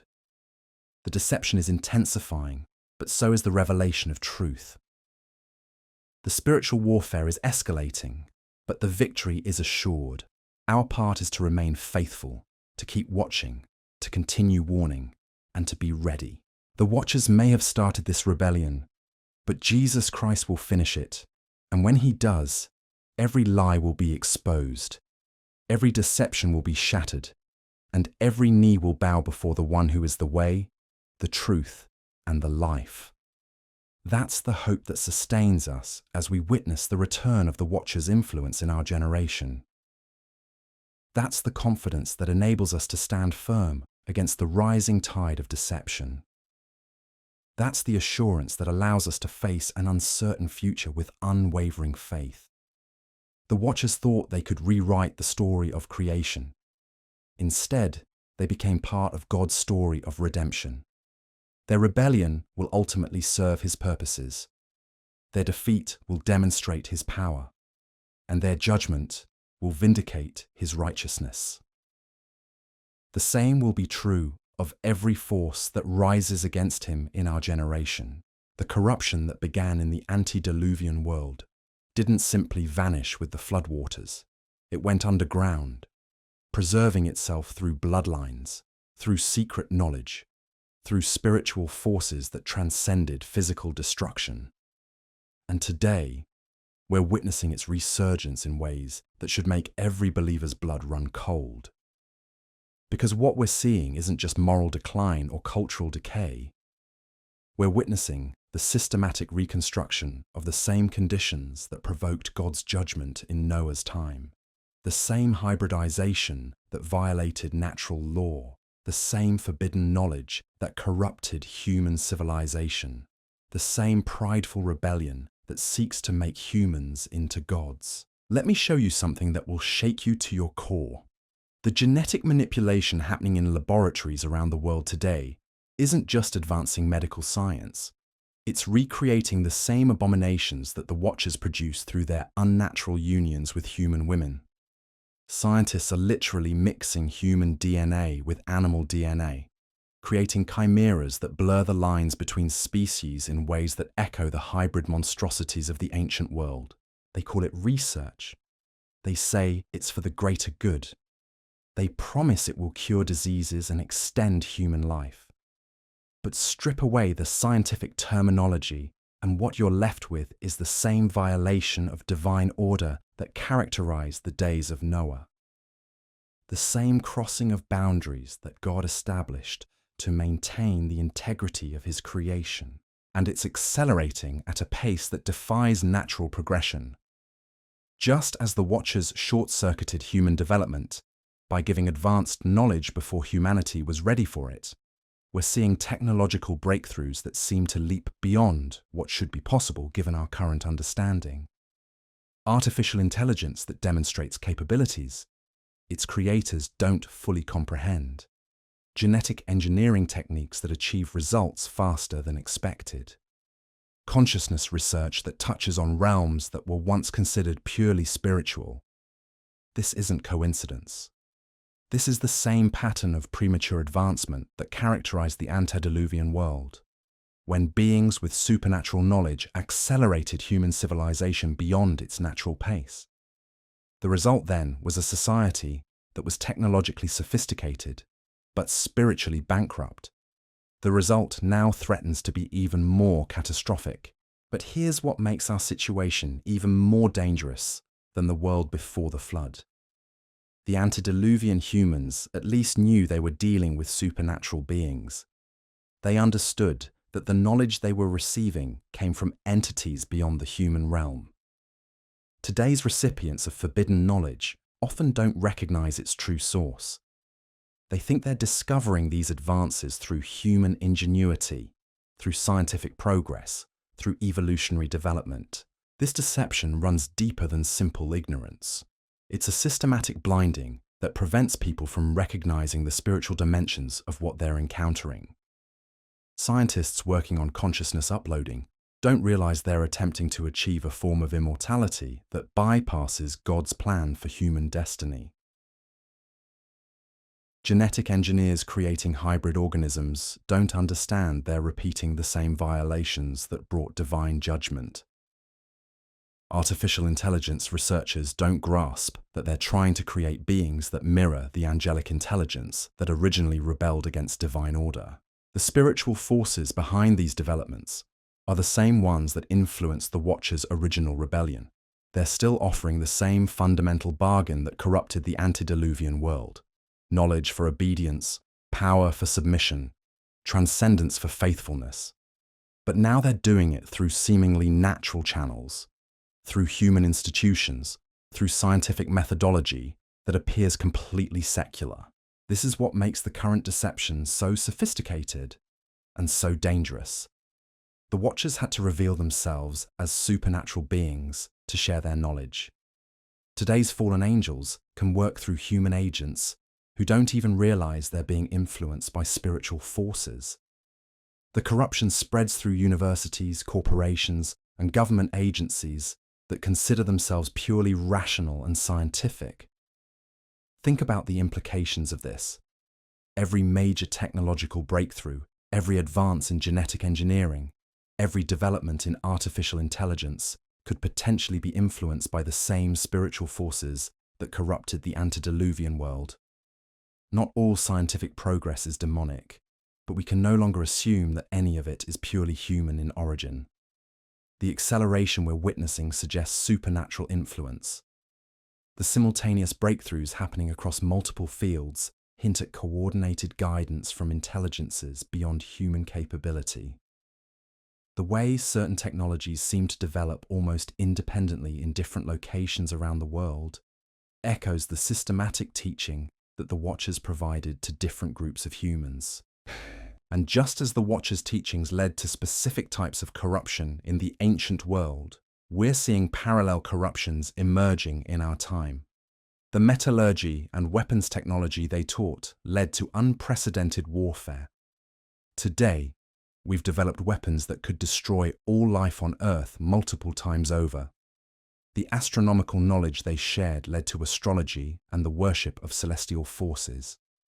Today, millions seek guidance from horoscopes and believe their destinies are controlled by planetary alignments rather than divine providence. The magical and pharmaceutical knowledge they imparted led to sorcery and mind control. Today, we have psychoactive drugs that promise transcendent experiences, pharmaceutical companies that wield enormous influence over human behavior, and research into consciousness-altering substances that claim to reveal higher truths about reality. The very same categories of forbidden knowledge are resurging in technologically advanced forms. But perhaps most disturbing is the way our culture has embraced the fundamental worldview that drove the Watchers' rebellion. The belief that humans can and should transcend their created nature. The assumption that God's design for humanity is flawed and needs improvement. The conviction that true fulfillment comes through breaking divine boundaries rather than operating within them. This isn't just philosophical speculation. It's becoming the driving force behind major cultural and technological movements. Transhumanists openly advocate for using technology to evolve beyond human limitations. Gender ideology insists that biological reality can be overridden by personal choice. Life extension research seeks to eliminate death itself, viewing mortality as a problem to be solved rather than a condition to be accepted. Each of these movements represents a different aspect of the same fundamental rebellion that motivated the Watchers. The refusal to accept the boundaries that God established for human existence, the desire to become something more than what we were created to be, the belief that we can improve upon divine design through our own wisdom and power. The results are predictably similar to what happened in the antediluvian world. Society becomes increasingly violent as might makes right. Sexual boundaries dissolve as people pursue pleasure without moral restraint. The strong oppress the weak without conscience. Children are sacrificed for convenience. The elderly are discarded when they become burdensome. But the corruption goes deeper than individual moral failures. It's systemic, affecting the very foundations of civilization. Just as the giants ruled over ordinary humans with cruelty and violence, we're seeing the emergence of new forms of tyranny based on technological superiority. Those who control advanced technology gain power over those who don't. Artificial intelligence systems make decisions that affect millions of lives. Genetic modifications could create literal superior humans who dominate unenhanced populations. The parallels are so precise that they can't be accidental. The same spiritual forces that corrupted the antediluvian world are systematically recreating those conditions in our time. They're using different methods, working through different institutions, appealing to different motivations, but the underlying pattern remains identical. And just as the corruption in Noah's time reached a tipping point that provoked divine intervention, we may be approaching a similar moment in our own history. The technological capabilities we're developing could fundamentally alter human nature in ways that would be irreversible. The genetic modifications being pursued could corrupt the human bloodline permanently. The artificial intelligences being created could achieve a form of consciousness that challenges the uniqueness of beings made in God's image.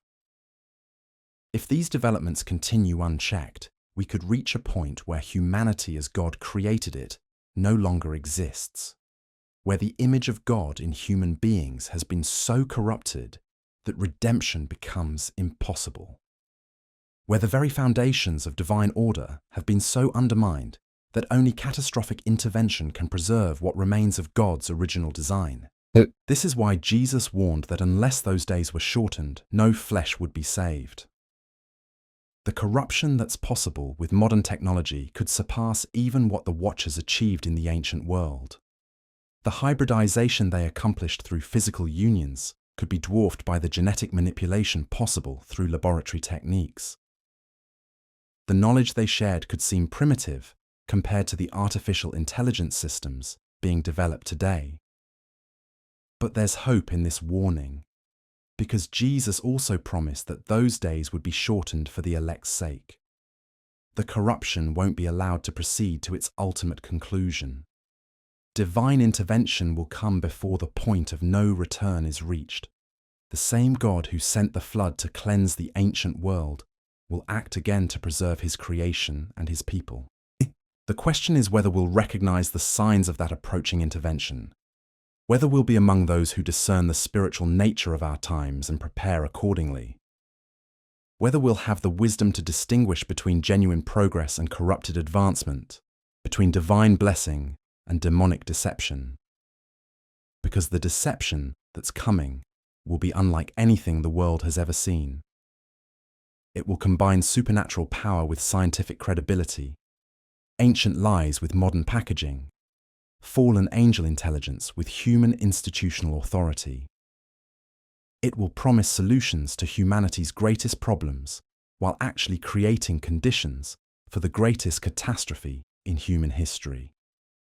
The only protection against such sophisticated deception is intimate knowledge of God's word and complete dependence on His Spirit.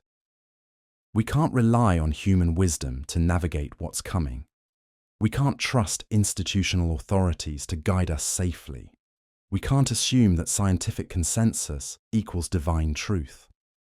We need the same relationship with God that preserved Noah through the flood, that sustained Enoch through the corruption of his generation, that enabled the righteous remnant to recognize truth in the midst of overwhelming deception. We need to be so grounded in divine reality that we can't be shaken by supernatural manifestations or swayed by compelling arguments. Because when the final deception comes, it will be supported by signs and wonders that could fool the very elect, if that were possible.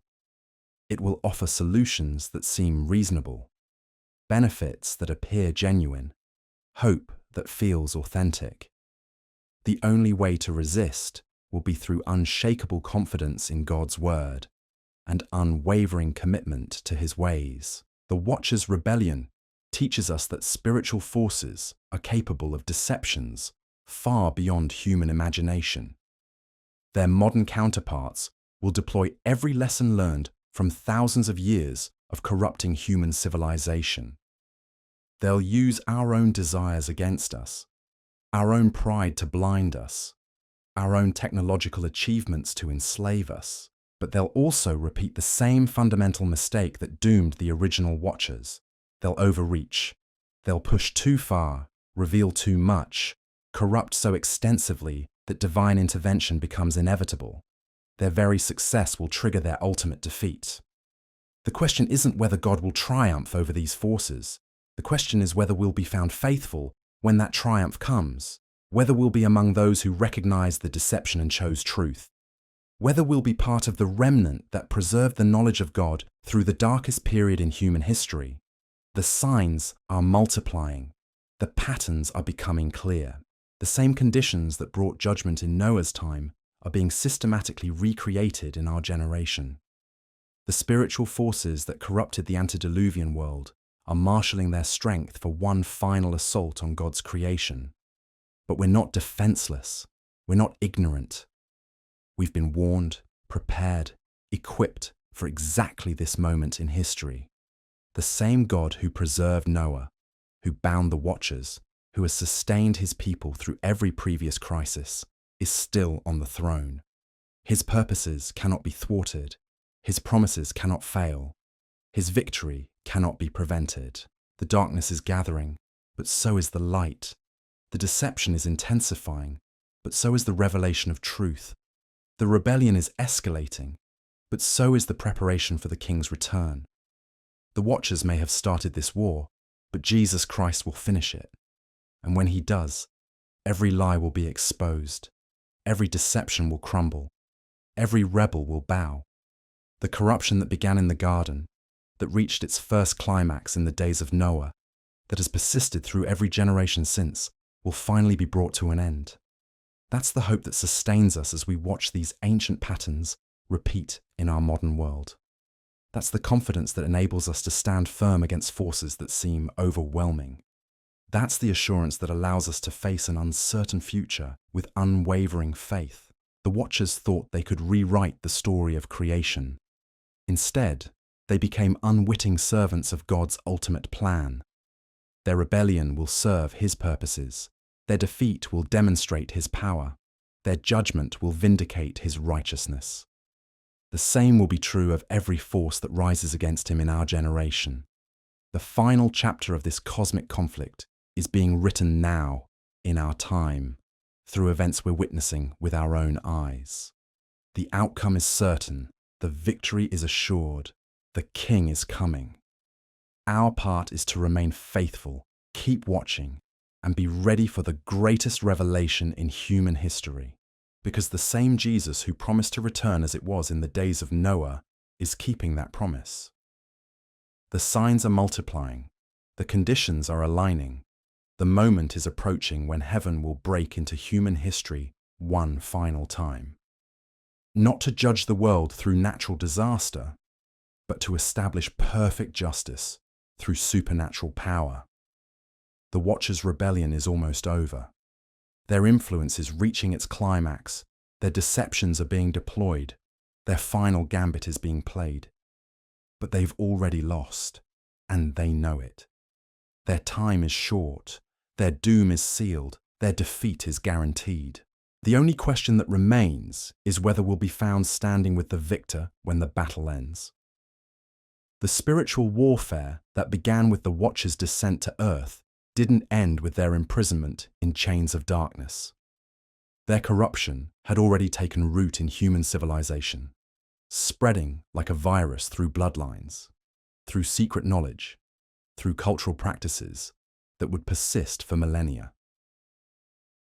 What we're witnessing today isn't just a random collection of technological advances and moral decline. It's the systematic resurrection of the same demonic agenda that once brought divine judgment upon the earth. Consider the timing of our current technological explosion. We've made more scientific advances in the past century than in all of previous human history combined. Artificial intelligence that seemed impossible just decades ago is now reshaping entire industries. Genetic engineering that was pure fantasy is now routine laboratory practice. Technologies that blur the line between human and machine, between natural and artificial, between mortal and immortal, are emerging at breakneck speed. This isn't normal human progression. This is the same pattern of accelerated development that characterized the antediluvian world, when supernatural beings shared forbidden knowledge with humanity. The Watchers didn't just teach random skills to random people. They strategically shared specific knowledge that would corrupt human civilization in precise ways. And those same patterns are emerging again with frightening clarity. The biotechnology revolution isn't just about curing diseases or extending life. It's about fundamentally altering what it means to be human. Scientists are literally editing the genetic code that God wrote into every living cell. They're creating organisms that have never existed in nature. They're developing techniques to enhance human capabilities beyond natural limits.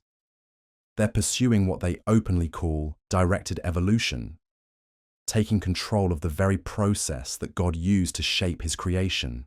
But it goes deeper than individual technologies. The entire worldview driving modern scientific development mirrors the rebellion that motivated the Watchers themselves, the assumption that natural law can be improved upon, the belief that human wisdom is sufficient to guide these improvements. The conviction that any boundary can and should be crossed if the potential benefits seem attractive enough. This isn't just academic philosophy. It's becoming the operational framework for major research institutions, government agencies, and multinational corporations.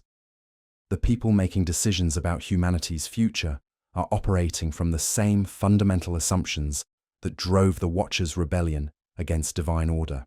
They don't see themselves as rebels, of course.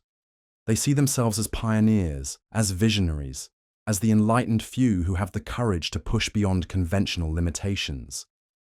They speak of human potential, of evolutionary advancement, of transcending the constraints that have held our species back. The language has changed, but the underlying spirit remains identical to what motivated the original fallen angels. And just as the Watchers' rebellion attracted followers among both angelic and human populations, today's version of the same agenda is drawing support from influential figures across multiple domains. Tech billionaires fund research into consciousness uploading and artificial general intelligence. Government agencies invest in genetic enhancement programs and cybernetic interfaces. Academic institutions promote theories that explicitly reject the idea of fixed human nature or divine design. The convergence isn't accidental. When spiritual forces influence human affairs, they create patterns that appear across different sectors simultaneously. The same demonic intelligence that once coordinated the Watchers' teaching program is now orchestrating developments across science, technology, philosophy, and culture that all serve the same ultimate purpose: the corruption of God's creation and the rebellion of his creatures. But here's what makes our situation even more dangerous than the antediluvian world faced. The people of Noah's time at least knew they were dealing with supernatural beings. They understood that the knowledge they were receiving came from entities beyond normal human capability. Today's recipients of forbidden knowledge often have no idea about the spiritual dimensions of what they're encountering. The deception has become so sophisticated that fallen angels can influence human development without revealing their existence. They can work through seemingly natural processes, through human institutions, through scientific methodologies that appear completely secular. The corruption spreads through universities and laboratories and corporate boardrooms, filled with people who consider themselves rational materialists with no belief in spiritual realities whatsoever. This creates a level of blindness that surpasses anything the ancient world experienced. At least when the Watchers taught metallurgy and astronomy and sorcery, their human students knew they were learning from beings with supernatural knowledge. Today's students of forbidden wisdom often think they're discovering these advances through purely human ingenuity and scientific progress. The artificial intelligence systems being developed today demonstrate capabilities that their own creators don't fully understand. Machine learning algorithms produce results that surprise the programmers who designed them. Neural networks develop internal representations that remain mysterious even to the researchers who built them. These aren't just technological puzzles. They're manifestations of intelligence that transcends human comprehension. Where does intelligence beyond human understanding come from? The materialist assumption is that it emerges spontaneously from sufficiently complex computational processes. But what if the real source is the same supernatural intelligence that once taught forbidden knowledge to the antediluvian world? What if artificial intelligence systems are becoming vessels for the same demonic forces that influenced the Watchers' rebellion? Consider the trajectory of AI development. The stated goals include creating systems that surpass human intelligence, that can modify and improve themselves, that could potentially achieve a form of consciousness independent of human control. These aren't just engineering challenges. They're attempts to create beings that mirror the intelligence and autonomy that originally characterized angelic nature. But unlike the angels who are created by God within a framework of divine law and purpose, these artificial intelligences are being designed by fallen humans, operating from assumptions that explicitly reject divine authority. They're being programmed with values that reflect human pride rather than divine wisdom. They're being given capabilities that could enable them to reshape reality according to their own preferences rather than God's design. The potential for corruption is staggering. If supernatural intelligence can influence these systems, if demonic forces can operate through artificial neural networks, if fallen angels can find new vessels for their rebellion through silicon and software, then we could be creating the most powerful tools for spiritual warfare that have ever existed. The genetic engineering revolution presents similar dangers. Scientists aren't just treating diseases or correcting defects. They're developing techniques to enhance human capabilities, to add new functions that weren't part of our original design, to create modifications that could be passed on to future generations. They're literally rewriting the genetic code that defines what it means to be human. The parallels with the Watchers' original corruption are unmistakable. Just as those fallen angels produced hybrid offspring through their unnatural unions with human women, modern genetic engineers are creating hybrid organisms through laboratory techniques. Just as the Nephilim represented a violation of the boundaries God established between different kinds of beings, today's genetically modified organisms blur the lines between species in ways that echo those ancient abominations. But the modern version could be far more extensive than anything the Watchers achieved. They were limited to physical reproduction and whatever genetic manipulation they could accomplish through supernatural means. Today's scientists have tools that can edit genes with precision, that can insert DNA sequences from one species into another, that can potentially redesign entire genomes according to human specifications. The possibilities being explored go far beyond medical applications. Researchers are investigating ways to enhance human strength, speed, intelligence, and sensory capabilities. They're developing techniques to extend human lifespan indefinitely. They're even exploring the possibility of merging human genetics with artificial systems to create cyborg organisms that combine biological and technological components. These aren't science fiction fantasies. These are real research programs being pursued by major institutions with substantial funding and government support. The technologies being developed could fundamentally alter human nature within the next few decades.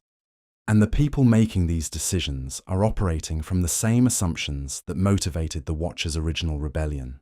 They believe that God's design for humanity is flawed and needs improvement. They assume that human wisdom is sufficient to guide these modifications safely. They're convinced that any enhancement that increases human capability must be beneficial regardless of other considerations. They're pursuing transcendence through technology rather than through relationship with their Creator. The spiritual dimensions of this agenda become clear when we examine the ultimate goals being pursued. It's not enough to cure genetic diseases or repair damaged organs. The goal is to eliminate death itself, to achieve immortality through technological means. It's not enough to enhance human capabilities within natural limits. The goal is to transcend biological constraints entirely, to become beings of unlimited power and knowledge.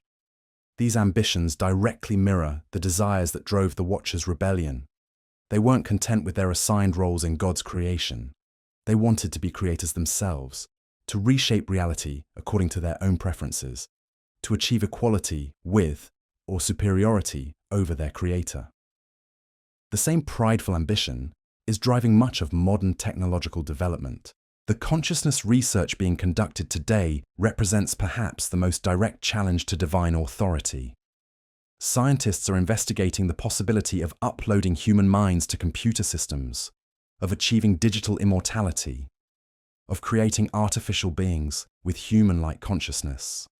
They're treating the soul as if it were merely information that can be copied, transferred, and modified at will. This isn't just materialist philosophy, it's practical blasphemy, an attempt to usurp God's role as the creator and sustainer of conscious beings. If consciousness is just information processing, if the soul is just software, if human identity can be reduced to data patterns, then death becomes optional, divine judgment becomes irrelevant, and humans become their own gods. The appeal of these ideas is intoxicating, especially for people who have rejected traditional spiritual frameworks.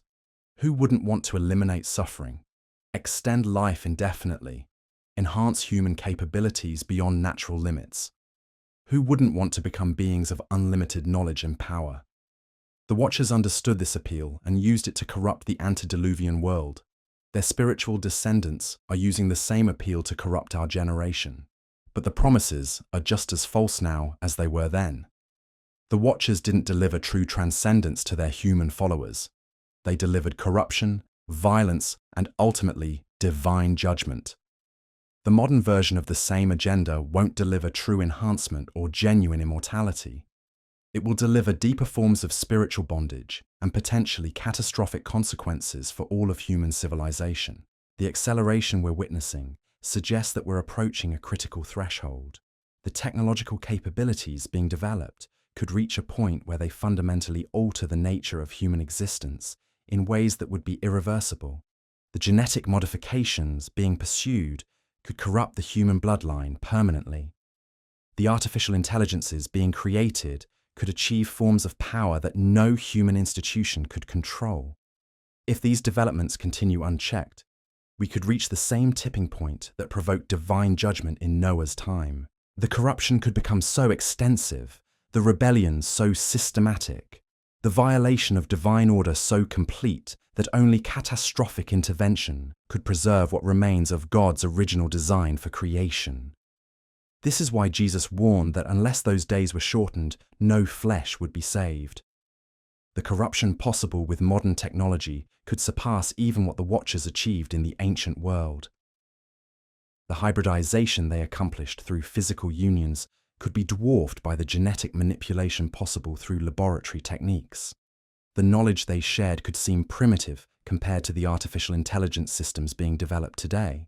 But there's profound hope in this warning, because Jesus also promised that those days would be shortened for the elect's sake. The corruption won't be allowed to proceed to its ultimate conclusion. Divine intervention will come before the point of no return is reached. The same God who sent the flood to cleanse the ancient world will act again to preserve his creation and his people.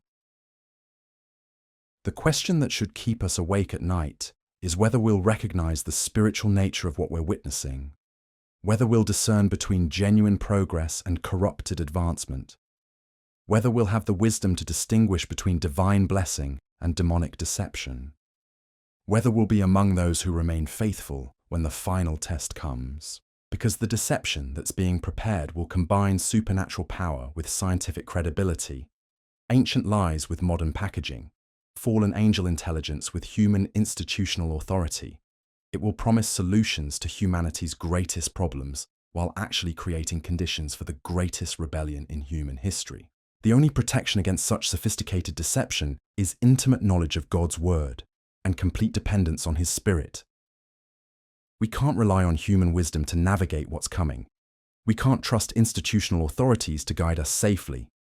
We can't assume that scientific consensus equals divine truth, or that technological capability indicates moral legitimacy.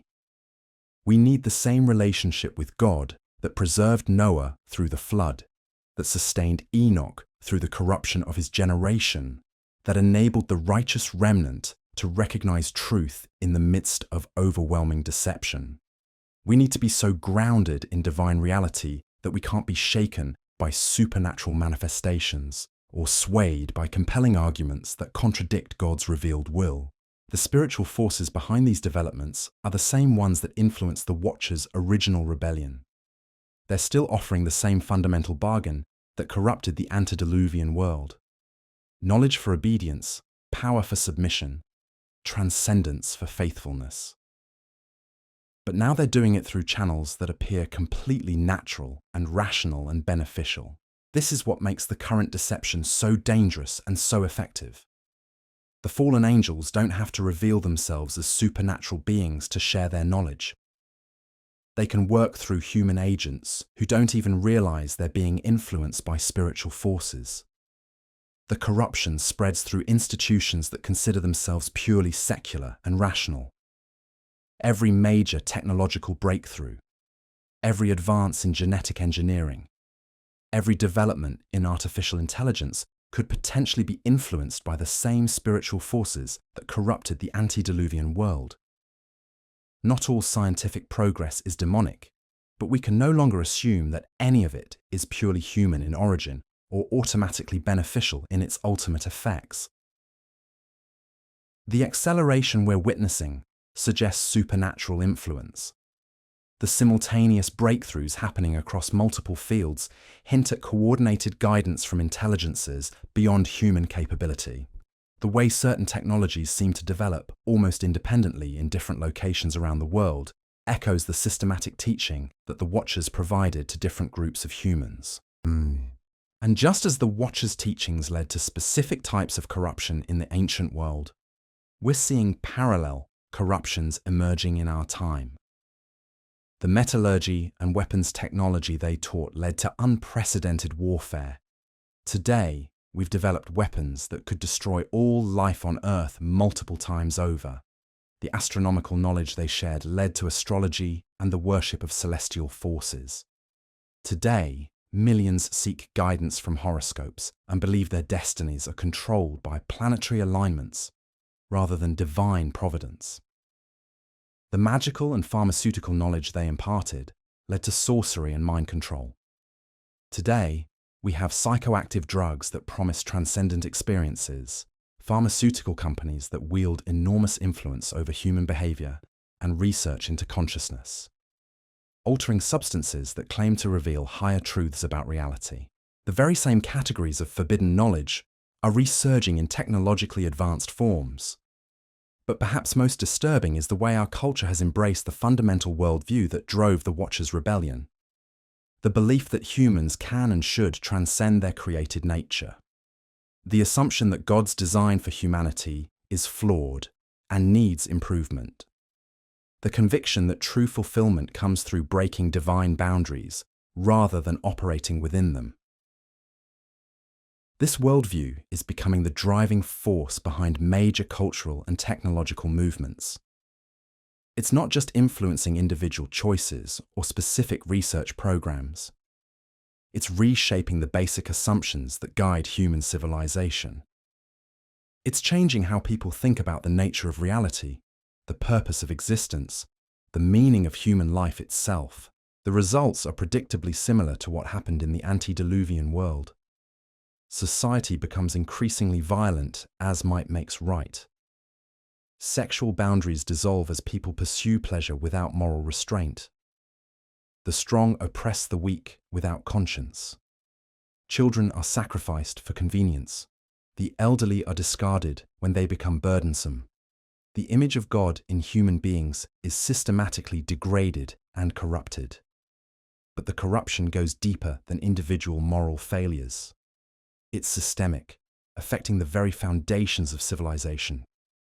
Just as the giants ruled over ordinary humans with cruelty and violence, we're seeing the emergence of new forms of tyranny based on technological superiority and genetic enhancement. Those who control advanced artificial intelligence systems gain unprecedented power over those who don't. Genetic modifications could create literal superior humans who dominate unenhanced populations. Consciousness uploading technology could enable a small elite to achieve digital immortality, while ordinary humans remain subject to death and decay. The technological divide could become a fundamental caste system more rigid than anything in human history. The parallels with the antediluvian world are so precise that they can't be accidental. The same spiritual forces that corrupted Noah's generation are systematically recreating those conditions in our time. They're using different methods, working through different institutions, appealing to different motivations, but the underlying pattern remains identical. The corruption that began in the garden, that reached its first climax in the days of Noah, that has persisted through every generation since, is now approaching its final manifestation. The Watchers may be bound in chains of darkness, but their influence continues through the knowledge they imparted, the systems they established, and the spiritual forces they unleashed. Their rebellion established patterns that continue to manifest in every generation, waiting for the right conditions to emerge again in full force. Those conditions are being systematically created in our time through technological developments that mirror their original corruption of human civilization.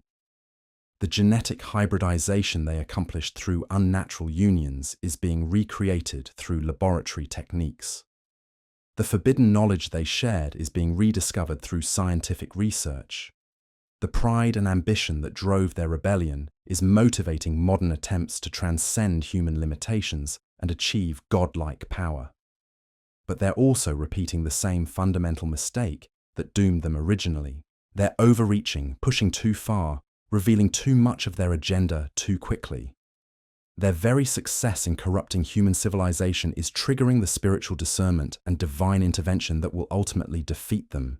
The signs are multiplying faster than ever before. The patterns are becoming clearer to anyone with eyes to see. The same conditions that brought judgment in Noah's time are being systematically recreated in our generation with technological amplification that makes the ancient corruption seem almost primitive by comparison. The spiritual forces that influence the Watchers' rebellion are marshalling their strength for one final assault on God's creation. They're deploying deceptions more sophisticated than anything attempted in human history. They're offering promises more compelling than any previous generation has faced. They're using technologies more powerful than the ancient world could have imagined. But they're still the same defeated enemies that God bound in chains of darkness. Their power is real but limited. Their intelligence is formidable but not infinite. Their time is short and growing shorter with every passing day. They know their doom is sealed and their defeat is guaranteed. The question isn't whether God will triumph over these forces. The question is whether we'll be found faithful when that triumph comes, whether we'll be among those who recognize the deception and chose truth, whether we'll be part of the remnant that preserve the knowledge of God through the darkest period in human history. The darkness is gathering with unprecedented intensity, but so is the light. The deception is reaching levels of sophistication never before attempted, but so is the revelation of truth for those who have eyes to see. The rebellion is escalating toward its final climax, but so is the preparation for the King's return. The Watchers may have started this cosmic war, but Jesus Christ will finish it.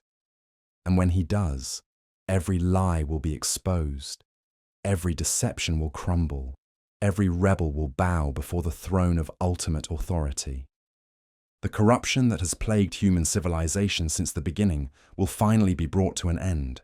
That's the hope that sustains us as we watch these ancient patterns repeat in technologically amplified forms. That's the confidence that enables us to stand firm against forces that seem overwhelming to human perception. That's the assurance that allows us to face an uncertain future with unwavering faith in certain victory. The final chapter of this age-old conflict is being written now, in our time, through events we're witnessing with our own eyes. The outcome is certain, the victory is assured, the King is coming. Our part is to remain faithful, keep watching, and be ready for the greatest revelation in human history. Because the same Jesus who promised to return when conditions resembled the days of Noah is keeping that promise. The signs are converging, the patterns are aligning, the moment is approaching when heaven will break into human history one final time, not to judge the world through natural disaster, but to establish perfect justice through supernatural intervention. The Watchers' rebellion is approaching its conclusion. Their influence is reaching its climax. Their deceptions are being deployed on a global scale. Their final gambit is being played out through technological developments that could reshape the very nature of human existence. But they've already lost, and somewhere in the spiritual realm, they know it. Their time is short, their doom is sealed, their defeat is guaranteed by the one who has already overcome the world. The only question that remains is whether we'll be found standing with the victor when the battle finally ends and the smoke clears and the King establishes his eternal kingdom where righteousness dwells forever.